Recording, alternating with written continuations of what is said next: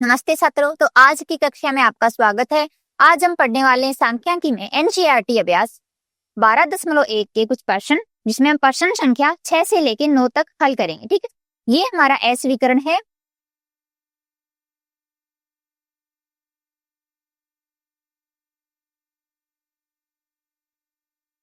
तो यहाँ पे सबसे पहले प्रश्न संख्या 6 देखिए। इस प्रश्न में आपको क्या दिया गया है? इस प्रश्न में आपको एक तालिका दिया गया है जिसमें अनुभाग ए और अनुभाग बी आपको दिए गए। इससे संबंधित आपको कुछ आंकड़े दिए गए हैं जिनका उपयोग करके आपको दो बारंबारता बहुभुजों को बनाना है, और ये दो बारंबारता जो बहुभुज होंगे वो एक ही आलेख में हमें निरूपित करने हैं। फिर हमें इन दोनों की तुलना करनी है। ठीक है, तो आपके पास एक अनुभाग ए है जहां पे अंक दिए गए और बारंबारता दी गई है। ऐसे ही आपके पास एक और अनुभाग है, अनुभाग बी, उसमें भी अंक दिए गए और बारंबारता दी गई। ठीक है, तो चलिए अभी हम इसका हल देखते हैं कि कैसे इसको हल करेंगे। तो देखिए यहाँ पे हम प्रत्येक वर्ग की बारंबारता को उसके वर्ग चिन्ह के विरुद्ध बिंदुओं को आलेखित करके बारंबारता बहुभुज बनाते हैं। ये हमने पिछली कक्षा में बनाना सीखा था कि हम बारंबारता और हमारे पास वर्ग चिन्ह का उपयोग करके हम बारंबारता बहुभुज कैसे बनाते हैं। ठीक है, तो वर्ग चिन्ह कैसे निकालते हैं वो भी हमने सीखा था। फिर हमने क्या किया था, फिर इन बिंदुओं को हमने सीधी रेखाओं से जोड़ा था।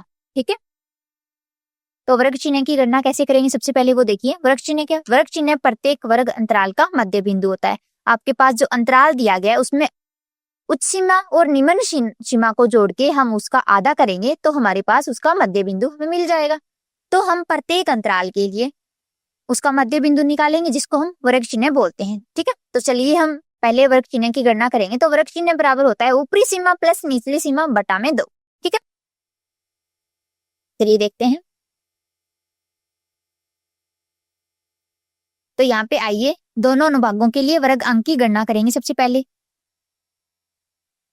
तो अनुभाग 1 के लिए देखिए, 0 से लेके 10 तक का जो अंतराल है उसके लिए वर्ग चिन्ह क्या आएगा? 0 प्लस 10 बटा 2 जो कि 5 के बराबर होगा।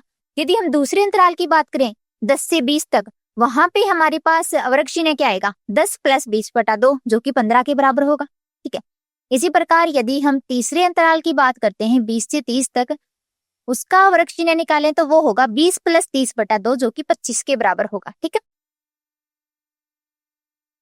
तो ये वर्ग चिन्ह निकालना काफी आसान होता है। आपको जो अंतराल दिया गया है उसकी निम्न सीमा और जो उच्च सीमा होती है उसको जोड़ के आधा करना होता है। तो यदि आप 30 से 40 वाले अंतराल की बात करते हो तो उसके लिए वर्ग चिन्ह 35 के बराबर आएगा।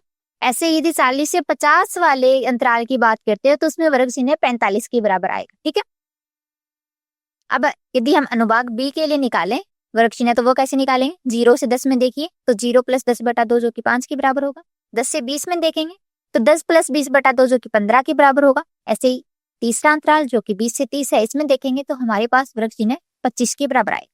ठीक है, आगे वाले अंतराल में यदि हम बात करते हैं तो हमारे पास 30 से 40 तक का अंतराल होगा, उसके लिए भी हम वर्ग चिन्ह निकालेंगे। तो निकालिए क्या आएगा, देखिए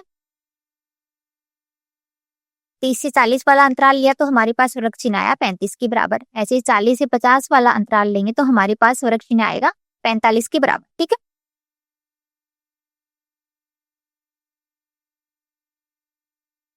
तो अभी हमने दोनों अनुभागों के लिए वर्ग चिन्ह निकाल दिए हैं। अब हम क्या करेंगे, वर्ग अंकों के साथ बारंबारता तालिका बनाएंगे। अनुभाग 1 के लिए देखिए बारंबारता तालिका क्या बनेगी? अंक, वर्ग अंक और बारंबारता। इसी प्रकार से हमारे पास बारंबारता तालिका बनती है ना, तो अंक हमने दर्शा दिए, वर्ग अंक जो हमारे पास जो सूत्र लगा के हमने निकाले थे वो यहाँ पे वर्ग अंक लिख दिए, और बारंबारता तो यहाँ पे लिख दिए। तो हमारे पास ये अनुभाग 1 के लिए बारंबारता तालिका बन गई। ऐसे ही हम अनुभाग बी के लिए भी बारंबारता तालिका बना सकते हैं। तो बनाइए।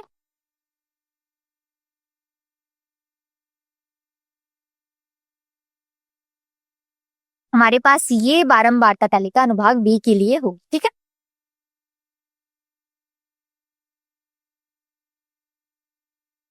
तो यहां तक समझ आया कि हमने बारंबारता तालिका कैसे बनाई है। ठीक है, तो ये हमारे पास अनुभाग बी के लिए हमें बारंबारता तालिका मिल गई। ठीक है, अब इसका उपयोग करके हम इनके आलेख बनाएंगे। तो देखिए कैसे बनाते हैं। बारंबारता बहुभुज हमें यहाँ पे बनाने हैं। तो देखिए वर्ग चिन्ह और आवर्ती वाली तालिका। अब हमें क्या करना है, वर्ग चिन्ह और आवर्ती वाली भी तालिका बनानी है। तो हमारे पास क्या आया, अनुभाग ए और अनुभाग बी के लिए भी मैंने साथ में बना ली है, ठीक है।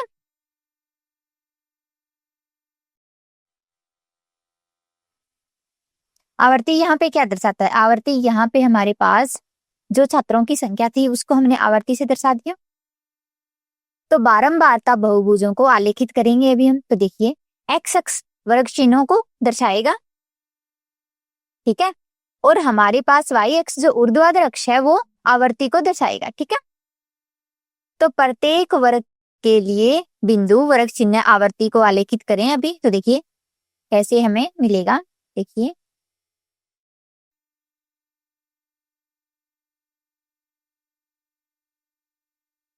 तो ये हमारे पास तालिका थी। बारंबारता बहुभुज आलेखित करना, अनुभाग ए के लिए पहला बिंदु क्या होगा, वर्ग चिन्ह देखिए 5 है, बारंबारता 3 है, यानी कि आवर्ती हमारे पास 3 है, तो पहला बिंदु 5,3 होगा। दूसरा बिंदु बात करें तो वो क्या होगा, 15,9, ठीक है। इसी प्रकार से हमारे पास अन्य बिंदु भी हमें मिल जाएंगे, फिर हम इन बिंदुओं को एक सीधी रेखा से जोड़ेंगे, ठीक है। और इसमें हम क्या करते थे, आपको एक और भी यहाँ पे चरण था कि हम यहाँ पे एक सब जो हम यहाँ पे हमारा पहला अंतराल है उससे पहले एक अंतराल जोड़ते थे, एक अंतिम जो अंतराल है उसके आगे भी हम एक अंतराल जोड़ के लिखते थे। यह दोनों अनुभागों के लिए एक या एक पर करें, उन्हें अलग करने के लिए विभिन्न रंगों का उपयोग करेंगे, ठीक है। तो यहाँ पे देखिए, तो यहाँ पे अलग से जो हमने अंतराल जोड़ा था वो पहले अनुभाग के लिए क्या होगा, -10 से 0 वाला। उसमें यदि हम वर्ग चिन्ह निकालेंगे तो वो क्या आएगा, -10 + 0/2 जो कि -5 के बराबर होगा। उसकी आवर्ती हम 0 मान के चलते हैं। तो यहाँ पे आपको जो आकृति हमने बनाई है, जो आलेख बनाया है, वहां पे आप इस चीज को स्पष्ट रूप से देख सकते हैं। इस तालिका में वो चीज नहीं जोड़ के लिखी गई, लेकिन इस आलेख में यदि आप बात करें तो ये आपको स्पष्ट रूप से यहाँ पे दिख रहा होगा। ऐसे ही हमने अनुभाग दूसरे के लिए, जो अनुभाग बी था, उसके लिए भी हमने एक अंतराल जोड़ा था, जो कि पहले से पहले जोड़ना है हमें। तो पहला अंतराल 0 से 10 था, इससे भी आगे हमें जोड़ना है, जो कि -10 से 0 तक होगा। इसका वर्ग चिन्ह -5 आएगा और आवर्ती इसकी हम 0 मानते हैं। ऐसे ही अंतिम के बाद भी एक जोड़ते हैं, तो वो हमारे पास अंतिम 40 से लेके 50 है, तो हम 50 से लेके 60 तक जोड़ेंगे।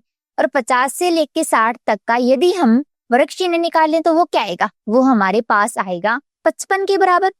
तो यहाँ पे देखिए, यहाँ पे हम 55, जिसकी आवर्ती हमारे पास 0 होगी, ठीक है। तो इस प्रकार यहाँ पे हमने अनुभाग ए को है, अनुभाग जो हमारे पास, तो यहाँ पे हमारे पास जो अनुभाग ए था उसको हमने हरी रेखा से दर्शाया है, और जो अनुभाग बी था उसको हमने लाल रेखा से दर्शाया है, ठीक है।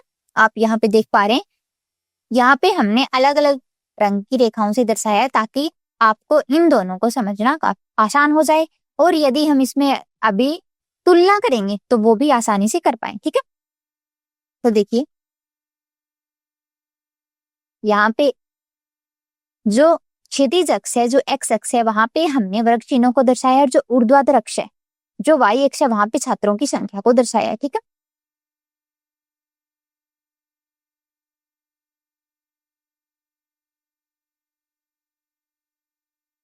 यहाँ पे अभी हम इन दोनों की तुलना करेंगे तो देखिए क्या मिलता है हमारे पास, अनुभाग ए के लिए बहुभुज अनुभाग बी की तुलना में सामान्यतः अधिक दाहिनी ओर खिसका हुआ है, ठीक है। यहाँ पे आप देख पा रहे हैं कि अनुभाग ए के लिए जो बहुभुज है वो अनुभाग बी की तुलना में सामान्यतः अधिक दाहिनी ओर खिसका हुआ है, ठीक है।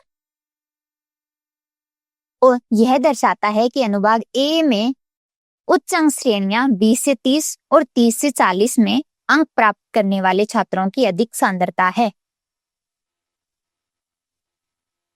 दूसरी ओर अनुभाग बी में 10 से 20 की श्रेणी में एक सीकर है, जो दर्शाता है कि अधिक छात्रों ने कम अंक प्राप्त किए हैं, ठीक है। 10 से 20 में आपको एक श्रेणी मिल रही है, तो यहाँ से ये दर्शाएगा कि हमारे पास जो अनुभाग बी था उसमें अधिक छात्रों ने कम अंक प्राप्त किए हैं, अगर हम तुलना करें अनुभाग ए से, तो ठीक है।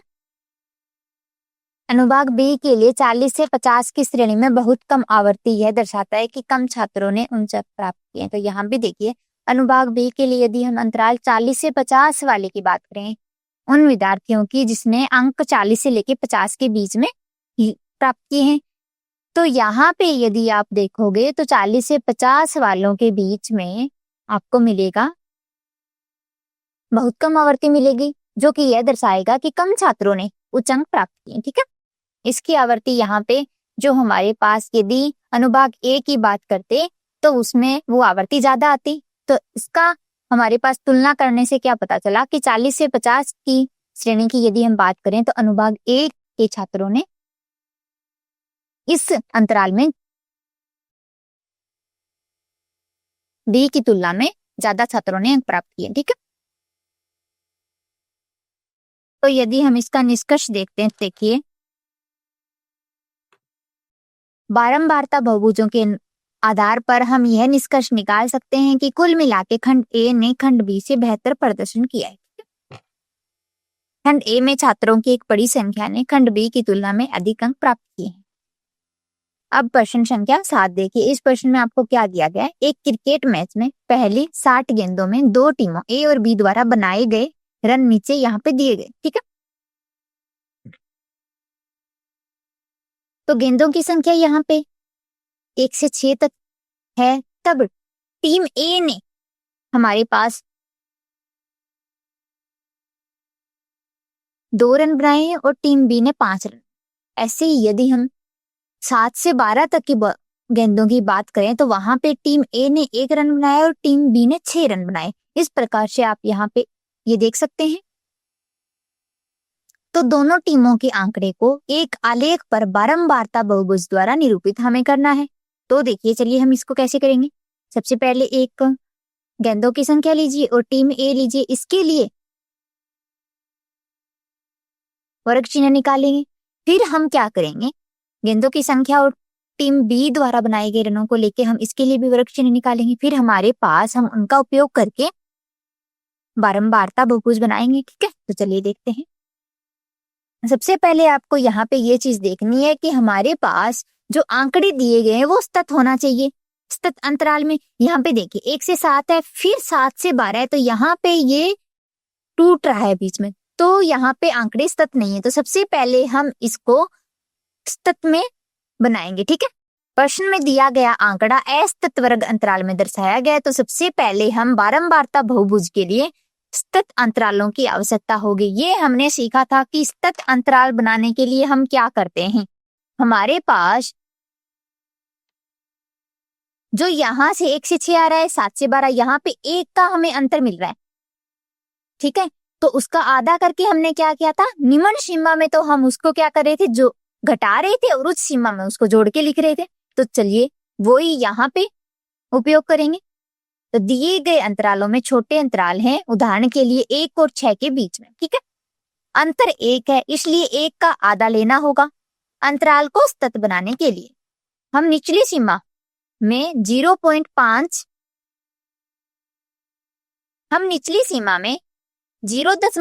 घटाते हैं और ऊपरी सीमा में 0.5 जोड़ते हैं। ठीक है, तो हमारे पास देखिए क्या मिलेगा। फिर हम वो चरण करके उसके बाद हम वर्ग चिन्ह निकालेंगे। वर्ग चिन्ह के लिए कैसे करते हैं, ऊपरी सीमा प्लस निचली सीमा बटा में 2। तो देखिए विभिन्न वर्ग अंतरालों के लिए वर्ग चिन्ह 0.5 को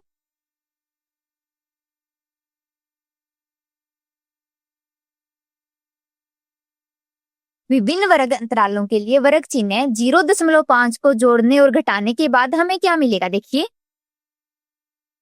पहला हमारे पास अंतराल क्या बन गया, पहली निम्न सीमा से हमने 0.5 को घटाया और उच्च सीमा में हमने 0.5 को जोड़ा, तो हमारे पास अंतराल आया 0.5 से 6.5 तक। इसका वर्ग चिन्ह हमारे पास आएगा 0.5 प्लस 6.5 बटा में 2, जो कि बराबर होगा 3.5। ठीक है,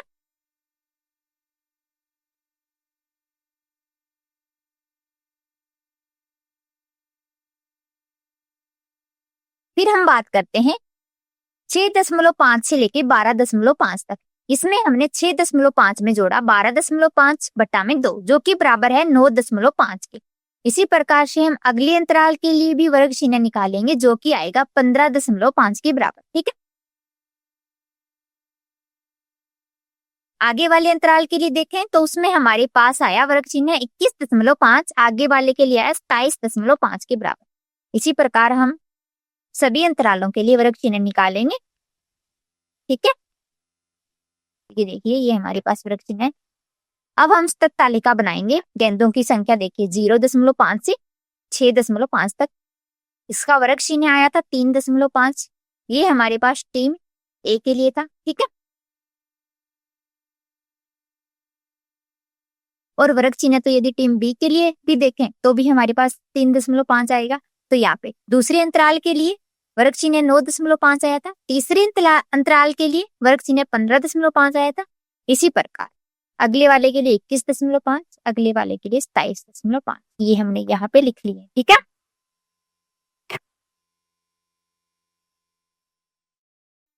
यहाँ पे देखिए अब हमारे पास तत्वर्ग अंतराल और वर्ग चिन्ह वाली सारणी हमें मिल गई है।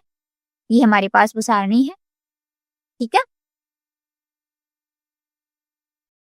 अभी हमने ये अगला वाला अंतराल लिया। इस प्रकार हमने हर एक अंतराल के लिए वर्ग चिन्ह निकाल के रख लिया और उससे तालिका बना ली। चलिए आगे बढ़ते हैं।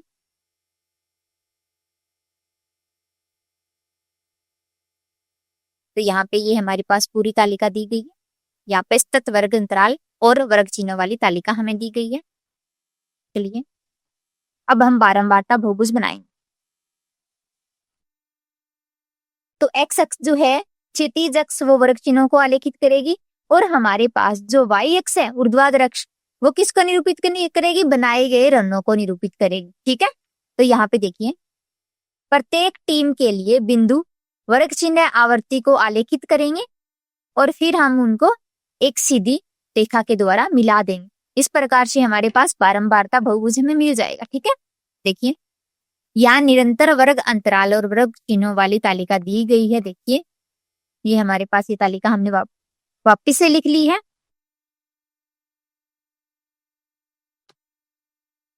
तो हम इस प्रकार से यहाँ पे बिंदु लेंगे। पहला वर्ग चिन्ह क्या है 3.5 और इसके संगत हमारे पास टीम ए के द्वारा बनाए गए रन 2 है।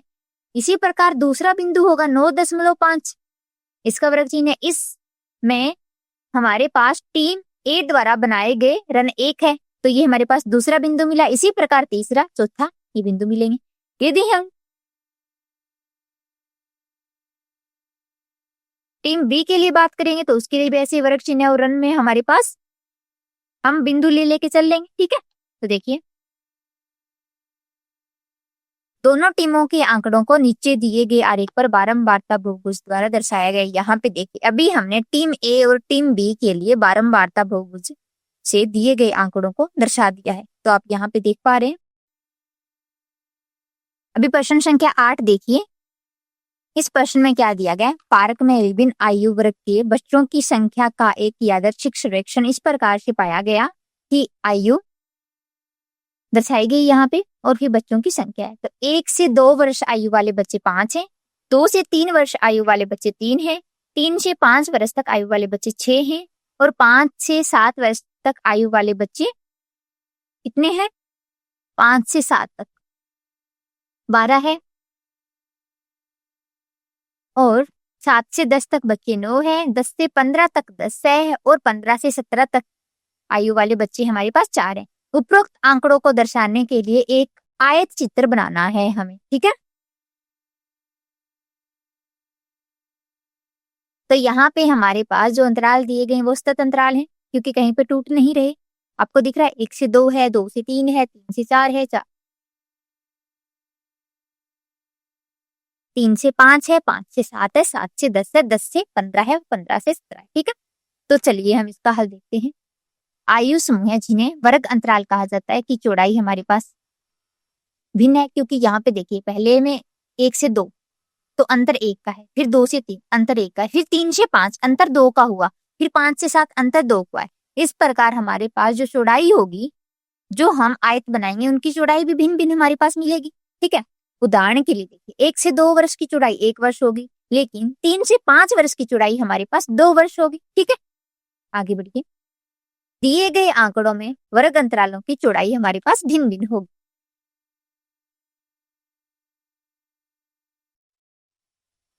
यहाँ पे देखिए, हम यहाँ पे जानते हैं कि आयत का क्षेत्रफल आयत चित्र में आवर्तियों के समानुपाती होता है। ठीक है, ये चीज हमने पिछली वाली कक्षा में पढ़ा था। यहाँ क्षेत्रफल ऊंचाई गुणा चौड़ाई, आयत का क्षेत्रफल ऊंचाई गुणा चौड़ाई का, और वर्ग अंतराल 1 से 2 के लिए आवर्ती का अनुपात। आयत का क्षेत्रफल क्या हुआ, 5 गुणा में 1, आवर्ती बटा 5 बराबर आया 1 के। ठीक है,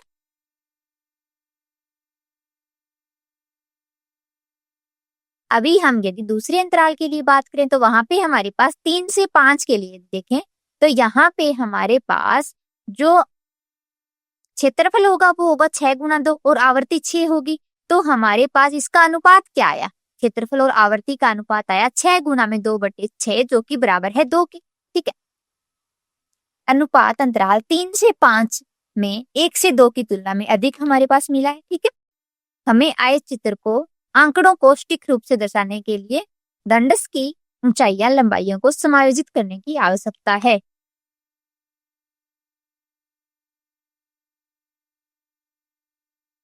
आयतों की लंबाई में संशोधन करने का सूत्र ताकि क्षेत्रफल फिर से आवर्तियों के समानुपाती हो। ये हमने पहले भी पढ़ा था कि आयतों की लंबाई में हम कैसे संशोधन करते हैं ताकि हमारे पास क्षेत्रफल और आवर्ती का जो अनुपात है वो हमें बराबर मिल जाए। क्या, तो वो हम देखते हैं।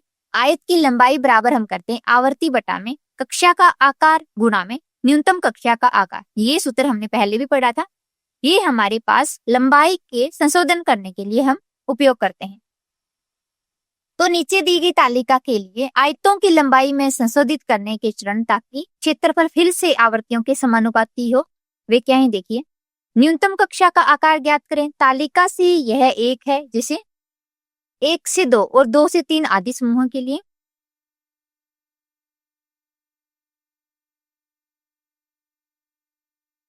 प्रत्येक वर्ग अंतराल के लिए आयत की संशोधित लंबाई की अभी हम गणना करेंगे। तो देखिए, ये हमारे पास जो सूत्र था इसको दोबारा से लिखा है। आयत की लंबाई बराबर आवर्ती बटा में कक्षा का आकार गुणा में न्यूनतम कक्षा का आकार। ठीक है, वर्ग अंतराल 1 से लेके 2 के लिए बात करें तो इसकी हमारे पास जो संशोधित लंबाई आएगी वो क्या होगी, 5 बटा में 1 गुणा में 1 जो कि बराबर होगी 5 के। न्यूनतम कक्षा का आकार यहाँ पे क्या है, 1 है। ठीक है,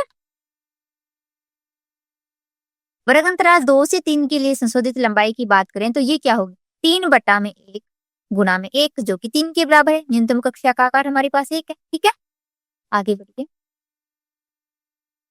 एक बार देखिए कि हमने ये कैसे निकाला, फिर हम आगे वाले अंतराल के लिए भी संशोधित लंबाई ज्ञात करें। ठीक है,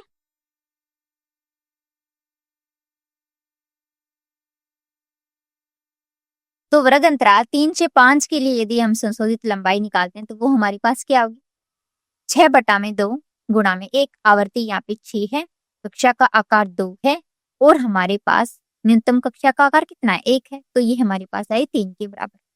अगले अंतराल के लिए देखिए 5 से 7 के लिए 12 बटा में 2 गुणा में 1 जो कि बराबर है 6। वर्ग अंतराल 7 से लेके 10 के लिए संशोधित लंबाई की बात करते हैं तो ये हमारे पास होगी 9 बटा में 3 गुणा 1 जो कि बराबर है 3 के। आगे बढ़िए।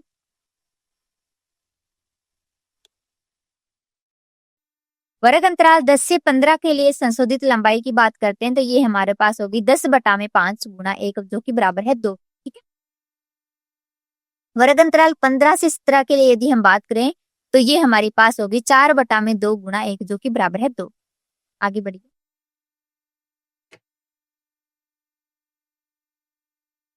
इस प्रकार हम हर अंतराल के लिए संशोधित लंबाई हम निकाल ली है। तो यदि हम इनकी तालिका बनाएं तो ये हमारे पास ये आएगी। देखिए, आयु लिख दी, वर्षों में हमारे पास लिख दी। ठीक है, बच्चों की संख्या लिखी है, वर्ग की चौड़ाई और आयत की लंबाई ये हमारे पास ये आ गई। ठीक है, तो यहाँ पे हमारे पास ये तालिका आपको दिखा रही है। यहाँ पे आयु दी गई है वर्षों में, आयु के लिए जो अंतराल दिए गए थे वो, बच्चों की संख्या हमें यहाँ पे पहले से दी गई थी प्रश्न में। फिर हमने क्या निकाला, वर्ग की चौड़ाई। वर्ग की चौड़ाई यहाँ पे क्या होगी, वर्ग की चौड़ाई हमारे पास जो अंतराल दिए गए हैं उसमें उच्च सीमा और निम्न सीमा का जो अंतर है वो हमारे पास वर्ग की चौड़ाई को दर्शाएगा। और हाँ, यदि हम आयत की लंबाई की बात करें तो वो हमारे पास क्या होगी, वो हमारे पास होगी, जो बच्चों की संख्या है वो हमारे पास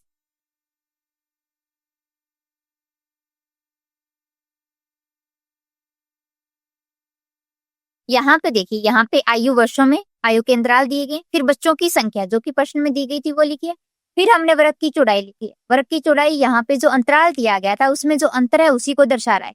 आयत की लंबाई की बात करें तो आयत की लंबाई वह संशोधित लंबाई है जिसे हम पहले से ही गणना कर चुके हैं यहाँ पे। ठीक है, आगे बढ़िए।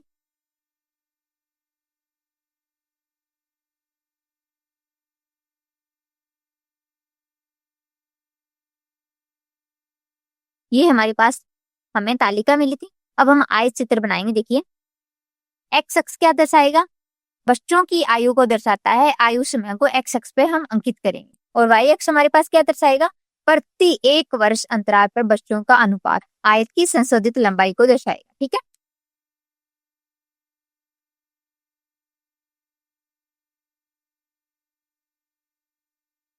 संशोधित आयतों की लंबाई के साथ हमारे पास जो तालिका मिलेगी वो ये हमने दोबारा से यहाँ पे लिख लिया।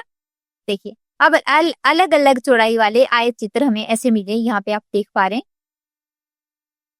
1 से 2 अंतराल के लिए हमारे पास यहाँ पे हमने दर्शा दिया। वाई अक्ष पे क्या है, बच्चों का प्रति 1 वर्ष अंतराल में अनुपात, और एक्स अक्ष पे हमारे पास आयु का जो अंतराल दिया गया था उसको हमने दर्शाया, आयु दर्शाई है एक्स अक्ष पे। तो 1 से 2 के अंतराल में बच्चों की हमारे पास संख्या 5 थी, आयतों की लंबाई क्या हुई, 5 हुई। फिर हमने यहाँ पे संशोधित लंबाई निकाली थी ना, उसका उपयोग हम यहाँ पे करेंगे आयत चित्र बनाने के लिए। फिर यदि 2 से 3 में बात करें तो आयत की लंबाई क्या होगी, 3 के बराबर। 3 से 5 की बात करें तो यहाँ पे अंतराल क्या होगा, वर्ग की चौड़ाई 2 होगी और लंबाई क्या होगी, 3 के बराबर। ऐसे ही यदि अंतराल 5 से 7 की बात करते हैं तो इसमें वर्ग की चौड़ाई 2 होगी और आयतों की लंबाई 6 है। अगले अंतराल 7 से 10 की बात करें तो इसमें वर्ग की चौड़ाई 3 होगी और आयतों की लंबाई भी 3 होगी। यदि हम आगे 10 से 15 में बात करें तो वर्ग की जो चौड़ाई है वो 5 होगी और आयतों की लंबाई 2 होगी। आगे यदि 15 से 17 तक बात करें तो वर्ग की चौड़ाई 2 होगी और आयतों की लंबाई भी 2 होगी। ठीक है, इस प्रकार आप यहाँ से इस आयत चित्र को बना सकते हैं। चलिए अगला प्रश्न देखिए, प्रश्न संख्या 9। इसमें आपको क्या दिया गया है, इसमें आपको बोला गया है कि 100 उपनामों को एक स्थानीय टेलीफोन निर्देशकों ने यादृच्छिक रूप से चुना गया था और उपनामों में अंग्रेजी वर्णमाला के अक्षरों की संख्या का एक बारंबारता वितरण इस प्रकार पाया गया। अक्षरों की संख्या और उपनामों की संख्या देखिए। दी गई जानकारी को दर्शाने के लिए हमें एक आयत चित्र बनाना है और वह वर्ग अंतराल लिखना है जिसमें उपनामों की अधिकतम संख्या हो। ठीक है,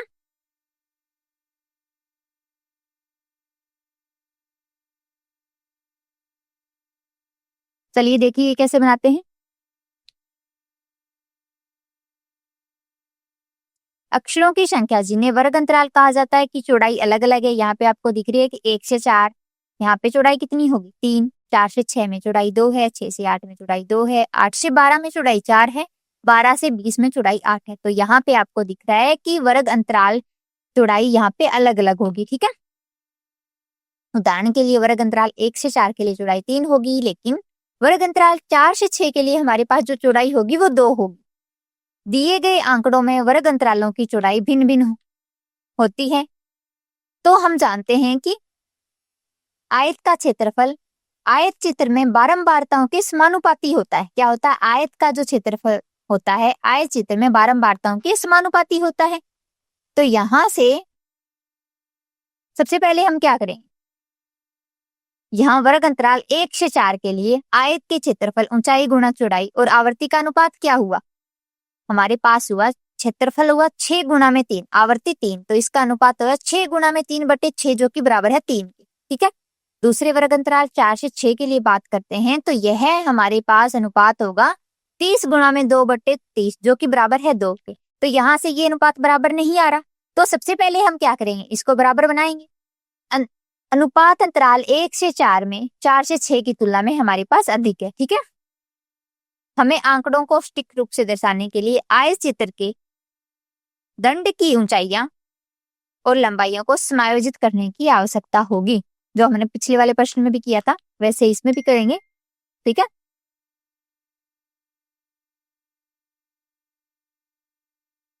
तो आयत की लंबाई बराबर होगा बारंबारता बटा में वर्ग माप गुणा में न्यूनतम कक्षा का आकार, ठीक है। तो यहाँ पे हमारे पास संशोधित लंबाई को हम ज्ञात करेंगे। न्यूनतम कक्षा का आकार ज्ञात करने के लिए सारणी से यह 2 होगा, जैसे 4 से 6 और 6 से 8 आदि समूहों के लिए, ठीक है।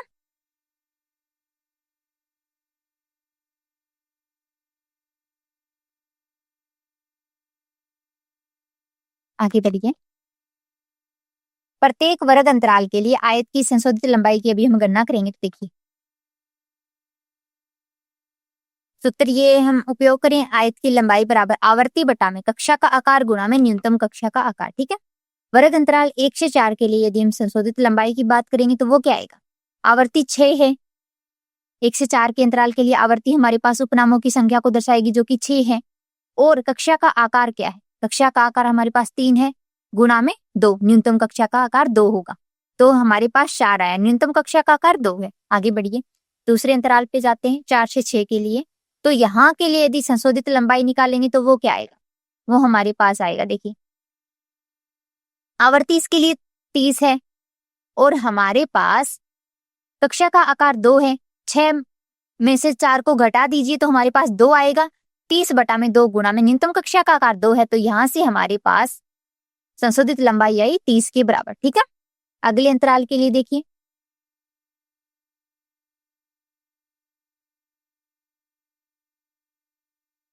तो वर्ग अंतराल यदि 6 से 8 के लिए संशोधित लंबाई देखें तो वो हमारे पास क्या होगी, 44 बटा में 2 गुणा में 2, जो कि बराबर होगी 44 की, ठीक है। वर्ग अंतराल 8 से 12 के लिए यदि हम संशोधित लंबाई निकालते हैं तो वो क्या होगी, 16 बटा में 4 गुणा में 2, जो कि बराबर होगी 8। इसी प्रकार यदि वर्ग अंतराल 12 से 20 के लिए संशोधित लंबाई निकालें तो वो क्या होगी, 4 बटा में 8 गुणा 2, जो कि बराबर होगी 1 की, ठीक है। तो इस प्रकार हम हर एक अंतराल के लिए संशोधित लंबाई निकालेंगे। फिर यदि हम तालिका बनाएंगे इसके लिए तो ये हमारे पास तालिका आएगी। देखिए वर्ग की चौड़ाई हमने लिख दिया, आयत की लंबाई, आयत की लंबाई यहाँ पे क्या दर्शाता है, जो हमारे पास जो संशोधित लंबाई मिली है वो आयत की लंबाई को दर्शाएगा। उपनामों की संख्या हमारे पास प्रश्न में जो तालिका दी गई थी उसमें दी गई थी और अक्षरों की संख्या यहाँ पे जो अंतराल दिए गए थे वो लिख दिए, ठीक है। अब हम इसका उपयोग करके आयत चित्र बनाएंगे,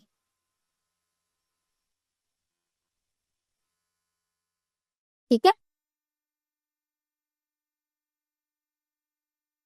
तो आयत चित्र बनाने के लिए कुछ चरण देख लेते हैं जिनका उपयोग होता है। तो एक्स अक्ष, इसे अक्षरों की संख्या से नामांकित करेंगे और अंतराल 1 से 4, 4 से 6, 6 से 8, 8 से 12 और 12 से 20 को चिन्हित करेंगे, ठीक है। पाई अक्ष, इसे आयत की लंबाई से नामांकित करेंगे। दंड क्या होगा, प्रत्येक अंतराल के ऊपर एक दंड खींचेंगे। प्रत्येक दंड की ऊंचाई तालिका से आयत की लंबाई से मेल खानी चाहिए। उदाहरण के लिए यदि 1 से 4 के ऊपर का दंड जो है वो 4 तक जाता है, 4 से 6 के ऊपर का दंड हमारे तक 30 तक जाएगा। इसी तरह आगे वालों की हम बोल सकते हैं कि यदि 6 से 8 तक का दंड देखें तो वो 44 तक जाएगा। 8 से 12 तक का दंड 8 तक जाएगा और 12 से 20 तक का दंड हमारे पास 1 तक जाएगा, ठीक है। यहाँ पे आपके पास जो आयत चित्र बना वो इस प्रकार से बना है। यहाँ पे आपको दिख रहा है कि इन आयतों की जो हमारे पास चौड़ाई है वो भी भिन्न भिन्न है, लंबाई भी भिन्न भिन्न है, ठीक है। अक्षरों की संख्या यहाँ पे क्षैतिज अक्ष से दर्शाई गई है और हमारे पास प्रति 2 अक्षर अंतराल में उपनामों का अनुपात यहाँ पे वाही अक्ष यानी कि ऊर्ध्वाधर अक्ष पे दर्शाया गया है, ठीक है। तो यहाँ से आप ये देख सकते हैं।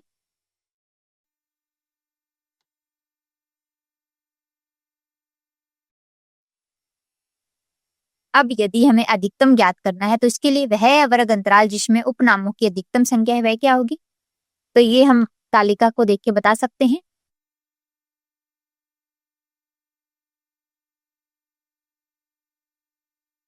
यदि 6 से 8 के समूह में सबसे अधिक उपनाम होंगे जो कि 44 के बराबर होंगे, ठीक है।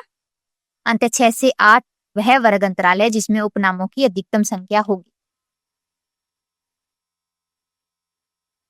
तो आज का कक्षा हम यहीं पे समाप्त करते हैं। मिलते हैं कल एक नई कक्षा के साथ। धन्यवाद।